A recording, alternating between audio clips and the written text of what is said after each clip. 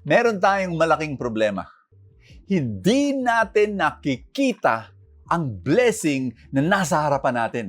Kaya tayo frustrated, discouraged, disappointed, walang saysay yung buhay. Hindi natin nakikita ang ganda ng buhay dahil hindi natin nare-recognize na blessed pala tayo.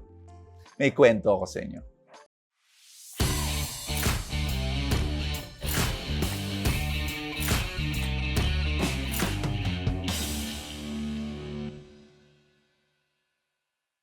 Alam mo, nung maliit pa yung anak ko, na nakita ko siya nasa loob ng kwarto. Tapos, punong-puno ng laruan yung kwarto niya. Kasi yung mga kaibigan ko naman, bigay ng laruan. So, pagpasok ko sa kwarto, nakita ko siya, nasa gitna siya ng kwarto, nakapaligid niya, puro laruan sa sahig, sa shelves, kadami. Tapos, parang ang lungkot niya. So, tinanong ko siya, "What's wrong, son? Anong problema?" Ito sagot niya sa akin. 2 salita. "I'm bored." Bored! Bored! Katakot-takot na laruan. Bored! Alam mo, binalikan ko yung nakaraan ko nung childhood ako. Nung bata pa ako. 10 lang ang laruan ko. 10! Alam mo yung tatay ko, dinadala niya ako sa toy store tuwing Sabado. Lakad lang kami doon, hindi kami mag-jeep, lakad lang kami, papuntang commercial center. Tapos papasok kami sa isang department store, nandun yung toy section. Pagdating namin, sasabihin niya, "Oh, laro ka na, Bo." So, lalaro naman ako doon. Pagkatapos ng a few minutes, 1 oras, sabihin niya, "Halika, kain na tayo." So, lalabas kami. Hindi kami bumili. Kaya 10 lang ang laruan ko. Yung anak ko, 1,000 siguro. I'm bored. Bakit? Hindi niya nakikita ang ganun na ganun tayo. Pinapalagiran tayo ng blessings ng Diyos. Hindi natin nakikita. Nakakakita tayo. Nakakarinig tayo. Di ba? May pagkain tayo. May bubong sa taas ng ating ulo. May kaibigan. Nakakagalaw tayo. Mga blessings yan.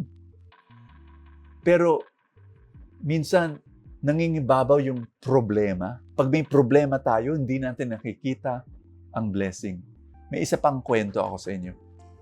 A few days ago lang, nakiramay ako sa isang kaibigan ko na yung kanyang misis namatay sa cancer. Alam mo yung misis niya, 7 years ago nagkaroon ng cancer. Na-discover, may mga tumor sa brain. Alam mo, nagkaroon siya ng chemotherapy, treatment, gumaling. Pagkatapos nun, biglang na-discover cancer sa lungs naman. Ay, nag-spread na sa lungs. So, chemotherapy ulit, kung ano-anong mga treatment, ganyan. Pagkatapos nun, gumaling. Tapos, cancer na naman dun sa spine. Sa spine na naman.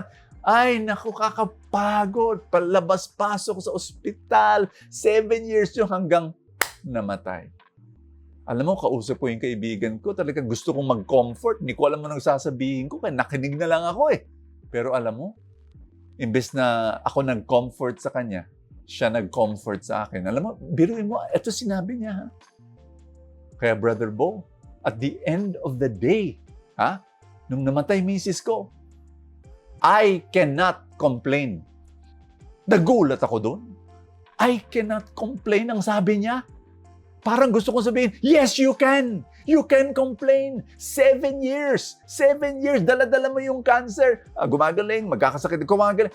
Grabe. Labas-pasok sa ospital. You can complain. Pero ito yung sagot niya sa akin. Sinabi niya, I cannot complain.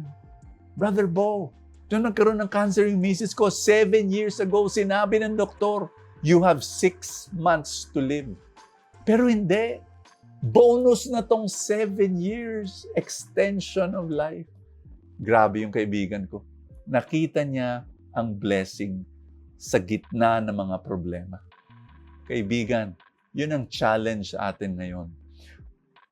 Madalas bulag tayo sa blessings ng Panginoon. Kasi tinitingnan lang natin yung mga problema.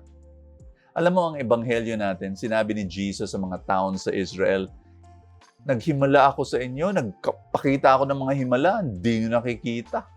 Hindi kayo naniniwala. Ganon tayo minsan. Ang daming blessings binubuhos ng Diyos sa ating buhay, hindi natin nakikita. Kaibigan, pwede ba tayong magdasal? Sa ngalan ng Ama, ng Espiritu Santo. Amen. Sabay-sabay. Lord, sorry maraming beses, bulag kami. Bulag ako sa blessings mo. I take them for granted.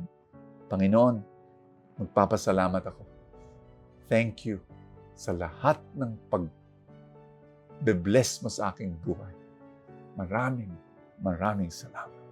Sa pangalan ni Kristo Jesus. Amen and amen. In the name of the Father, and of the Son, and of the Holy Spirit. Amen. Kaibigan, gusto ba makatanggap ng full tank Saturday at Sunday para makompleto yung buong linggo of inspiration? Sama ka sa akin. Join us, become a full tank supporter to support this ministry. We reach thousands upon thousands of people through full tank, tsaka iba pang mga ating mga trabaho. Join me and click the link that says support now. Yes, under the video sa Facebook. Kung sa YouTube ka naman nanonood, click the button that says join now and become a full tank supporter. And I will give you full tank Saturday and full tank Sunday bilang pasasalamat. Maraming salamat. I will see you tomorrow.